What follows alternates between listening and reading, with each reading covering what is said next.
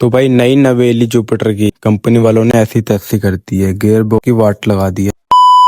तो hello guys, welcome back in my new video. आज हमारे पास आई है जुपिटर 125। भाई एकदम नई की नई गाड़ी है, 15,000 किलोमीटर भी टोटल नहीं चली। तो भाई कंपनी से गाड़ी की सर्विस करवाई है। गियर बॉक्स की हालत चेक करो। गियर बॉक्स में भाई ऑयल नहीं डाला, ऑयल ने खोल के भाई उसको वापस लगाया ही नहीं और इंजन ऑयल खाली डाल के दे दिया। भाई गियर बॉक्स की हालत चेक करो, सारे बैरिंग्स खराब हो गए हैं। बाकी अभी पूरा का पूरा नया सेट डाला है इसमें हमने। कंपनी वालों की लापरवाही की वजह से कस्टमर का 3-3.5 हजार का खर्चा बैठ गया है। भाई चेक करो पूरा। इसलिए भाई अपनी गाड़ी की जब भी सर्विस करवाओ सामने खड़े होके करवाओ, और थोड़े से पैसे बचाने के चक्कर में भाई अपनी गाड़ी के साथ खेलो मत। बाकी पिछली वाली वीडियो पे काफी अच्छा सपोर्ट मिला है। सपोर्ट करने के लिए थैंक यू, धन्यवाद।